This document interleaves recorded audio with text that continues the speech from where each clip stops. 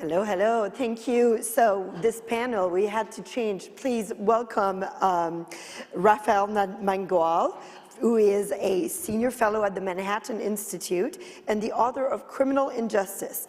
And he's really an expert on crime, jail, violence, the impact of policy on violence in our crime in our communities.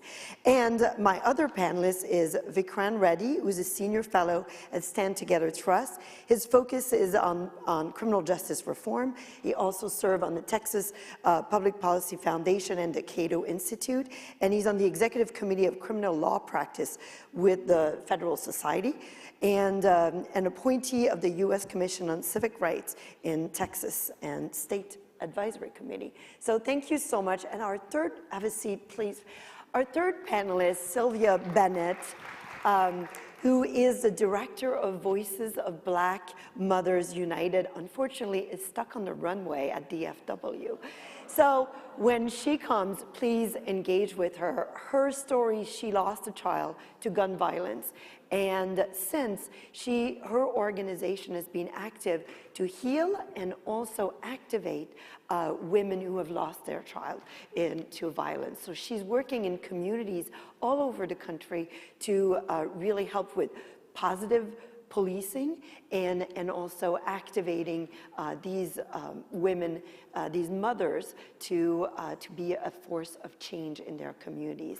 So our panel is about safety in communities. I'm from Chicago, and like so many Americans, actually a recent Gallup poll said that 8 in every 10 Americans say that they worry about crime. I certainly worry about crime in my own suburb, but also in the town. So we're going to unpack what are the factors for that cause the risk factors for communities, and also what are the solutions here with Rafael and Vikrant. So, you know, let's start about where are we? I always like to frame kind of the issues. Rafael, I'd like to start with you and how your book kind of contextualized the data that we have on crime, and also what are the risk factors. Maybe you could walk us through what the data says. Yeah, so the data on crime is, I think, pretty depressing right now. In 2020, as I'm sure a lot of you know, the United States saw a 30% increase in homicides, which is the single largest year-over-year increase in American recorded history. That's really, really bad. Now, some people will say, well, hey, things were much worse in the 1990s, to which I say, well, one, I'm not sure we should be comparing ourselves to a time when it was the worst it's ever been, but also there are lots of places across this country where, in fact, things are as worse as they've ever been. Places like Philadelphia, which set an all-time homicide record last year, Indianapolis, Louisville, Kentucky. More than a dozen U.S. cities have actually broken their all-time homicide records since 2020. More than a dozen more are flirting with those records. The city of Chicago, which you mentioned, you'd have to go back 25 years to see homicide numbers that city has been seeing. And I have a soft spot for Chicago. I went to law school there. My wife is originally from a West Side neighborhood called Humboldt Park, which is consistently one of the most dangerous neighborhoods in the country. So things aren't looking great on the crime front. The data is depressing in a lot of ways. Now, there's some good news. The good news is, it's also kind of bad news for the people who aren't lucky here, but the good news is that crime is very concentrated. The vast majority of the United States is as safe as the safest places in the world. However, if you are not fortunate enough to live in one of these really safe enclaves, the picture that you're facing on crime is going to look very, very different.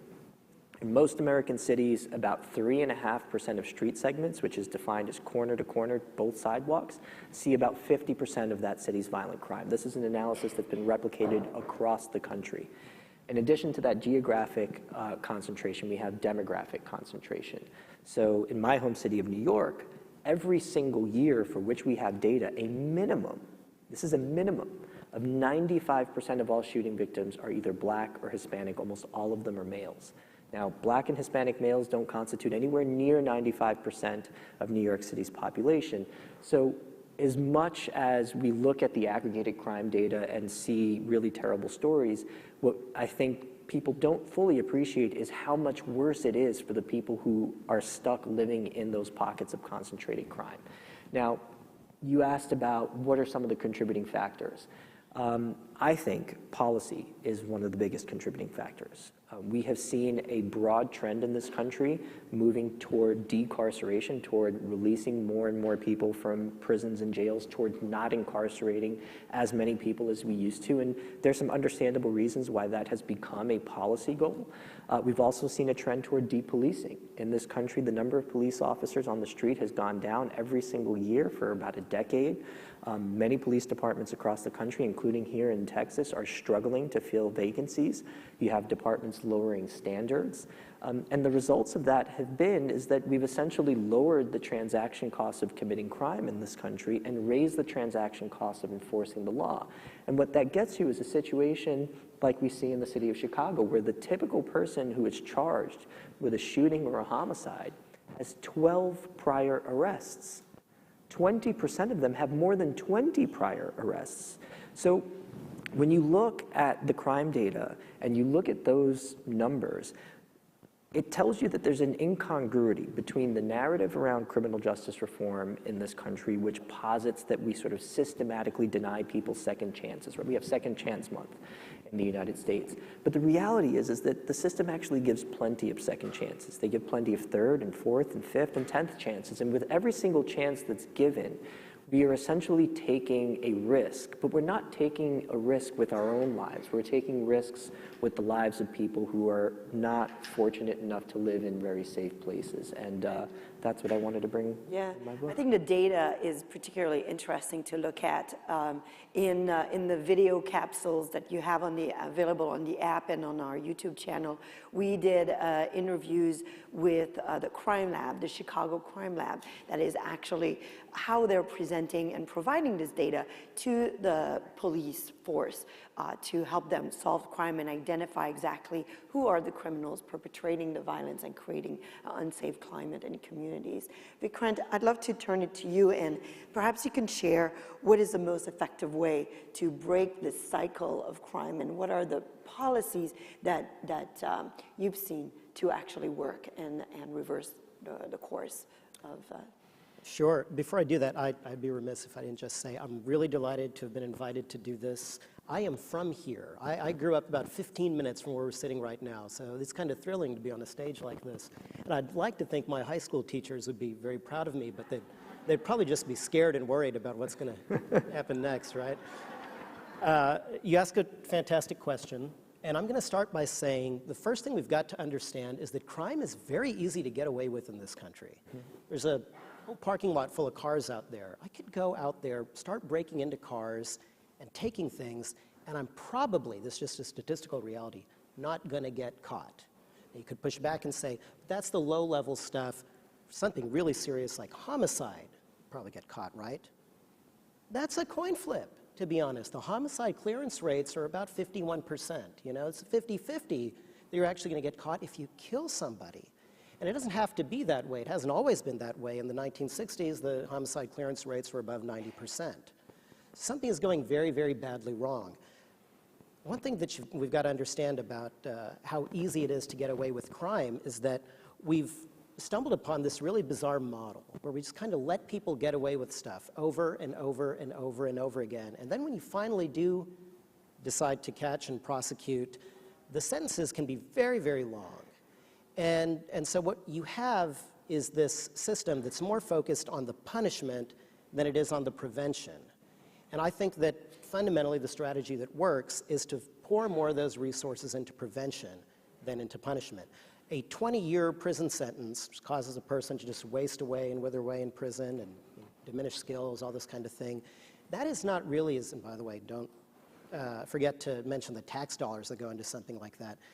That's not going to be as effective as getting the prevention side of it, the law enforcement side of it right from the get-go. And that's not going to happen by going out and screaming, defund the police, defund the police. You've got to get that part of it correct.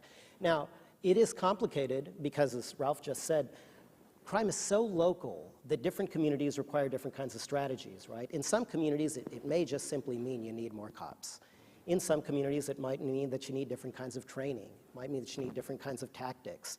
You know, there's a lot in the literature that says that if a police officer walks his beat rather than just driving around in a car, you get better results because he's developing relationships with members of the community, he's talking with them, he's having conversations. Fine, this is all correct, I don't doubt any of it. But if you live in a community that isn't so walkable, that kind of a strategy just, it doesn't make sense, right? So just different strategies for different communities. But the one thing we've got to understand from the get-go is you're not going to get that with what we see from defund the police chants. Right, and I think this is a nice segue to talking about what can, some positive actions or measures that have been taken in communities, because fighting crime is very localized. And I know in talking to Sylvia, our third panelist who's not here, she's working right now with Racine, Wisconsin, where they actually purchased a home and converted that into a police station. So it's a home in a neighborhood, but it's very welcoming so that the police is seen as a resource rather than a threat. And also it allows the police to build rapport, and it's a place for people to go to kind of help identify who are the criminals or the bad factors in the community before it's happening. Because in Chicago, in our area, the gangs are actually moving from where they typically operate to the north and to communities like Racine, Wisconsin, who has seen a lot of homicides. So I'd love for you to share perhaps about what you've seen in some of the consequences of the decriminalization. You touched on that, but also I know that you've explored the broken window, or this idea that, you know, something happens and needs to be stopped right away because that's how it escalates. And maybe you could talk a little bit about that and maybe what has worked in communities to stop crime. Yeah, no, I think broken windows is a really interesting point, because I'm kind of an urbanist at heart. I'm from Brooklyn, New York. I've grown up in New York City my whole life, went to law school in Chicago. So urban environments, I think, are really important. They are centers of economic dynamism. They're where people come together from all over the world and interact. And so it's really, really important that our urban centers are safe. Now, when we talk about safety, it's very easy to focus on these really sort of sensational crime numbers with respect to really serious offenses like homicides and robberies and rapes and burglaries, carjackings.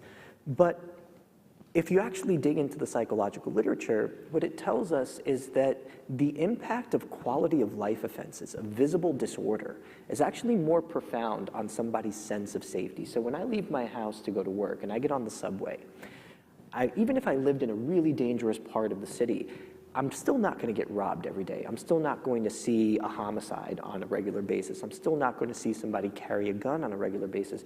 What I will see, however, on a regular basis is someone injecting heroin on the train platform, someone urinating on the sidewalk. Now, the way that we process that psychologically is when we see that kind of disorder, we intuitively understand that the person engaging in that behavior feels completely secure, which means that they don't expect any consequences. And if they don't expect any consequences, then that means that anything goes in this space. And if anything goes, then we're vulnerable. And so pro-social people will, over time, increasingly avoid those public spaces, which then leaves those public spaces more vulnerable, not just to the kind of disorder that drove those people out in the first place, but also to more serious kinds of crime. As more sort of, hardened offenders start to congregate because no one's clearing them out, that becomes a locus for violence. As more people start to drink in public, alcohol is very conducive to violent interactions. And so what the NYPD understood in the 1990s was that by going after the quality of life offenses, you could actually do quite a bit of really important work to make people feel secure in their communities, which is important because that's what they need. They need that confidence level to go out and interact and participate in the economy. But the other innovation is that by enforcing lower level offenses, we realize that there's a magnificent overlap between who commits really serious crime and who commits really low-level crime. We tend to sort of pretend like these categories are static. We talk about nonviolent drug offenders or violent offenders. The reality is that there's no such thing as someone who says, well, I just kill people. I don't litter, I don't do drugs, it's not real, right? People who engage in really serious criminal offenses tend to have very deeply seated antisocial dispositions that are going to manifest themselves in a multitude of ways. And so in the subways, when the NYPD transit department was first taken over by Bill Bratton, they started ramping up fare evasion enforcement. And what they found was that 1 in 7 fare evaders had an open warrant. 1 in 20 was found to be carrying an illegal weapon. So by enforcing that low-level kind of offense, you're able to get really serious crimes. And the one last statistic I'll leave off with on this is traffic enforcement. In 2020, we not only saw a huge spike in violent crime, we also saw a huge spike in traffic deaths, but we also saw a sharp decline in police-led traffic enforcement. And that, I think, has also contributed to public safety because in the NYPD, for example, 42% of gun recoveries begin as traffic stops, which again is just another example of the overlap of people who engage in really low-level offenses and people who engage in really serious kind of offenses. Yeah, I think this leads us to talking a little bit about the effect of the restructuring or defunding the police and how it has weakened their ability to enforce some of the laws, but also pursue, investigate crimes. So I'd love, Vikrant, if you can talk a little bit about that, because I just want to say that Sylvia Bennett, her organization is part of the Whitson Center that really fosters a lot of really community initiatives that are happening, and I spoke with one of the leaders, and one of the things that they do around positive policing is that, for instance, they organize a parade with the police, and that brings the police into the community, and it gives a positive image of the police. But when the police is defunded, one of the first things that is defunded is actually the 4th of July parade, right? So I'd love for you to talk a little bit more about that, the effect of restructuring or defunding police departments and what happens, and what are the good ways also to maybe restructure the police department to be able to address those different types of crimes more effectively. Well, I think the defund the police sloganeering, and in some cities, the actual action taken on defund the police has been incredibly toxic. Here's kind of how I think about this. Separate for a moment the question of policing from the question of incarceration. I am very concerned, as I think you are also, about the problems that stem from incarceration. Now, I think you can have such a thing as excess incarceration, and I think it would be good to have a society that had less crime and less incarceration simultaneously. Might be a bit of a pipe dream, but I don't think so, because for about the last 15 years or so, we have had a lot of criminal justice reforms in states like Texas that have occurred alongside reductions in incarceration. We've had less crime being committed, and we've had less incarceration. This has been happening for over a decade, with 2 exceptions. The first exception is the one we're living in right now. Ralph was talking about how bad crime rates have been in the last 2 years. And the other one, it was a small blip, but it went back down after that, was 2015. I want to focus on the 2 exceptions because I think they have something in common.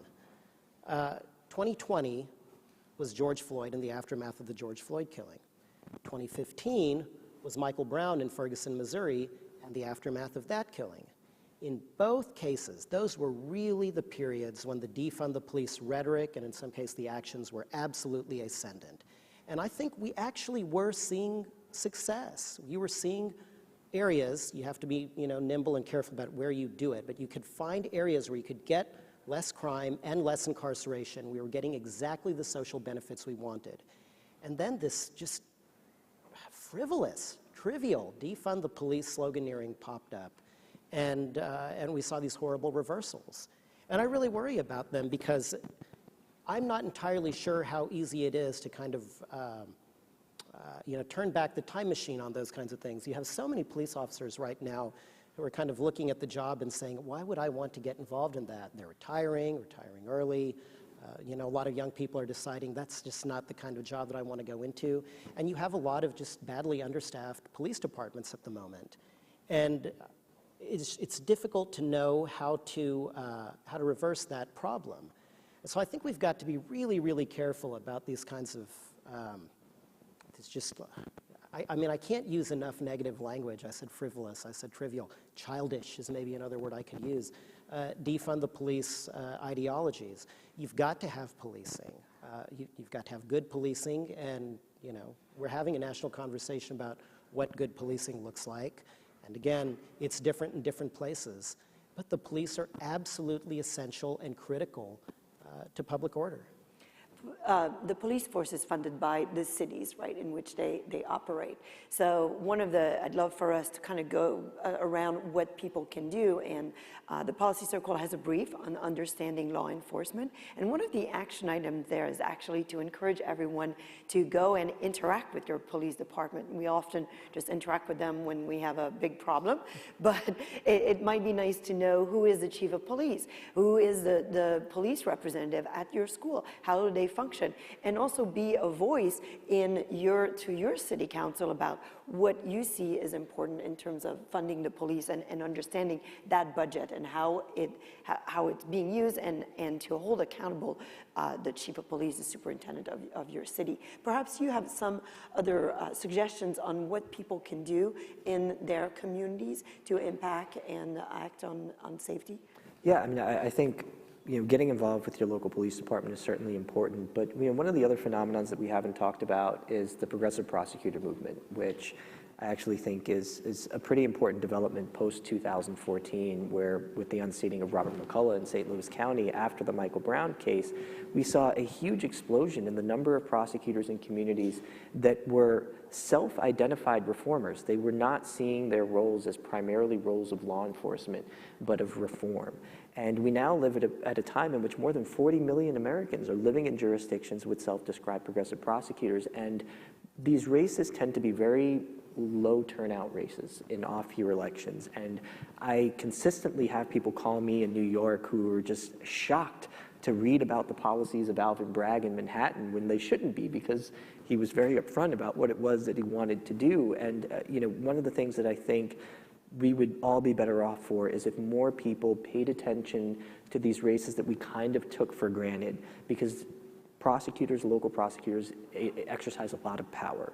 They have a lot of influence over the public safety picture. The police can do a great job of picking up repeat offenders, but if you have someone in the prosecutor's office who is dedicated to releasing those people, not prosecuting them, to diverting them away from incarceration, that can actually mute the potentially positive impact of police and lead to more crime down the road. And so that's one thing that I think everyone could afford to pay more attention to. So this is the election of the district attorney generals. And they also work within the jurisdiction of the county, right? So they report to the chair county commissioner, which also is another election to pay attention to. And as we're thinking about engaging, this is where understanding government structure and county, the power of the county is really important. So Vikrant, I'd love for you to kind of close us off on this. Well, I think if I'm going to offer a closing remark, it would be trying to talk about something that people in this room could do. So what I would do is to look for organizations, and they're out there. I'll even brag about some of my colleagues for a moment at an organization called the Stand Together Foundation. They identify these groups called catalysts. These are community-based groups that are trying to do work in all sorts of areas. But it's fundamentally designed towards social progress, I guess you would call it. The area I'm most familiar with is the stuff we do in criminal justice, drug reform, mental health, those kinds of things. They're incredibly important, and there is a lot of research out there that shows that the best crime-fighting strategies are those that combine these kinds of community-based organizations and interventions with robust law enforcement. You do them together, you get something that's really long-term and long-lasting. So that all sounds kind of vague, so I want to just try and pick one that I'm absolutely in love with. There's this group that the Stand Together Foundation supports called the Phoenix. So the Phoenix does, which I think is so interesting, is I bet there's some people in this room who are CrossFit fanatics, or you've probably got friends who are CrossFit fanatics, right? So I've got one. And these folks are obsessed with CrossFit, right? I mean, it becomes this kind of this cultish thing that people get involved in. But what the Phoenix has done is that they've got this great insight where they said, there is something on some level that's kind of addictive about physical fitness, but it's addictive in a positive way. What if you take people who are having trouble with drugs and you start putting them into these really rigorous exercise programs? They're all there together, they're all building community, they're all exercising, and this impulse that they have, instead of being poured into cocaine, gets poured into weightlifting, whatever it is that they're doing. The Phoenix has got this just army full of people who used to have really terrible drug addiction problems, and obviously for that reason we're also getting involved in criminal activity. We're now just out there, pumping iron, and you see them doing all their little runs and things. It. It is just really neat. I just think it is so insightful. They really tapped into something in human psychology that could go in a negative direction and found a way to turn it into a positive direction. So we've got dozens of groups like that that we've tried to identify over the country. It's so interesting to think that it's not necessarily directed at fighting crime. It's directed at something deeper, right? But the long-term benefits are crime reductions. Yeah. Also, Voices of Black Mothers United, they also really do help, and this is a way of contributing, is really helping these mothers heal, advocate for services, for help, for them to get back on their feet, and also get their families back on their feet, because if the mother is really hurt and cannot provide for her family, then everything goes off rails. So that's another organization. I'd love to turn it to the audience for some questions, and I invite you to engage in conversations about this and what you can do about bringing safety in your community. So do we have a question? I have a question. Yes. You mentioned a little bit about kind of the legal system. Has there been any research about the impacts of the widespread ability to kind of plea down a lot of cases on just crime rates in general? I'm just curious. Yeah, I'm not really familiar with any research on the specific effects of plea bargaining patterns on crime, but we do know that crime is driven primarily by a very small subsector of the offending population. So in most populations that you study, you'll find that about 1% commit about 60% of the violence, which is pretty astounding. So these are people who tend to have very extensive criminal histories, and one of the reasons I mentioned the progressive prosecutor movement is because, for precisely the reason that you've kind of identified, which is that if you have prosecutors who are engaging in a practice of pleading cases down that aren't particularly appropriate for that kind of approach, what you end up doing is releasing or not incarcerating for as long someone who has a documented propensity for criminal offending. And so if you just look at violent felonies across the United States, more than 35% of them are committed by people who are either out on bail, out on parole, or out on probation. So that's a third of all the violent felonies that are committed in the US are just committed by people with active criminal justice statuses. And a lot of that probation population and the parole population are people who either received sentences that were shorter than they otherwise would have been as a result of plea bargaining, or who weren't incarcerated at all as a result of plea bargaining. The other statistic I think it's important for people to understand is, incarceration is often looked at as a sort of common occurrence when you're convicted of a crime. The reality is that only 40% of state felony convictions in this country result in a post-conviction prison sentence. The majority of people are either given sentences of time served in pretrial detention, sentences of probation, or their sentences are suspended. That means that, again, these communities where these offenders are otherwise going to spend their time are going to be bearing the brunt of the risk associated with that decision-making framework. And so I think that if we were to do that kind of analysis, and we would certainly find a connection between on the impact of crime between decisions that release people who have documented lengthy criminal histories and who are high-risk offenders, and what prosecutors are actually doing in office. I have some thoughts too, but yeah, there's so many questions. Let's go. We have a question right here. Oh, you have a few. Oh, Beth. Oh, I'm sorry. Is this on? Go ahead. I had a question about demoralization among police, if you have any insights or information, because I have to think that the defunding has also possibly frayed relationships, and is it having an impact on recruiting, and are we going to arrive at a crisis point at some point? Yeah, I can't attach any numbers to it, but from what I've heard, maybe you can attach some numbers to it. The recruiting has become incredibly difficult. I think your colleague at Manhattan, Heather McDonald, does some of the top work in the country on this recruiting problem. Yeah, I mean, it's been going on for quite a while, actually. It predates 2020. In some ways, actually even predates 2014, but we saw it get really accelerated in the wake of the Ferguson incident. And so a large plurality of police departments around the country, this is according to a survey done by the Police Executive Research Forum, have reported difficulty with both recruiting and retention over the last 5 years. What that means is that departments across the country are now lowering standards to try and attract more candidates. So you are seeing departments now sort of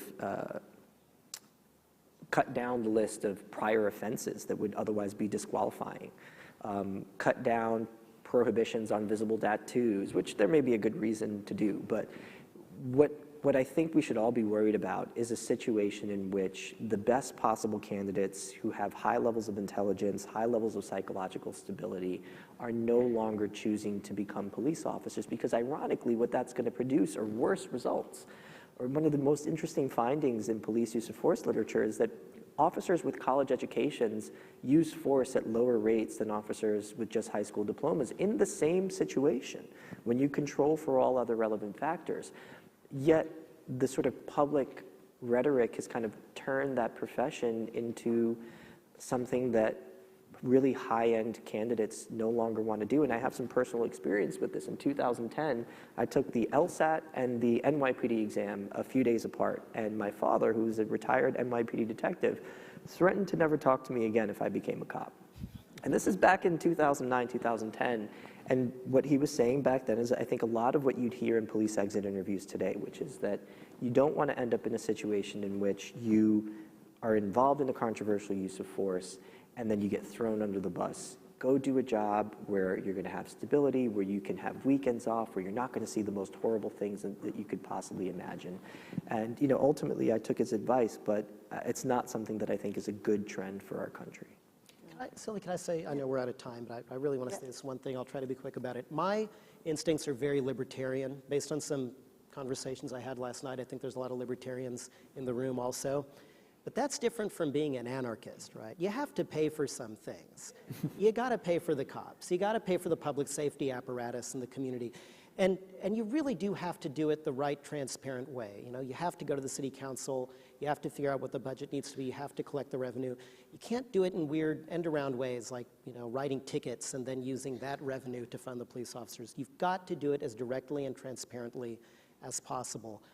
It's so profoundly important. And part of the solution here is probably going to be making sure that we're paying for the cops so that they want to do this job again.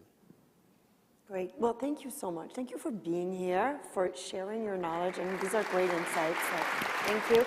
And I invite you also to, again, to look at the video capsules where we go a little more in depth around the broken window theory and also some of the crime lab data. So thank you guys. Do we have like some, is Sylvia here? Or, no, she's not. Okay, I thought maybe she was. All right, sorry guys. Thank you. So I'm not sure what's next. We'll follow along.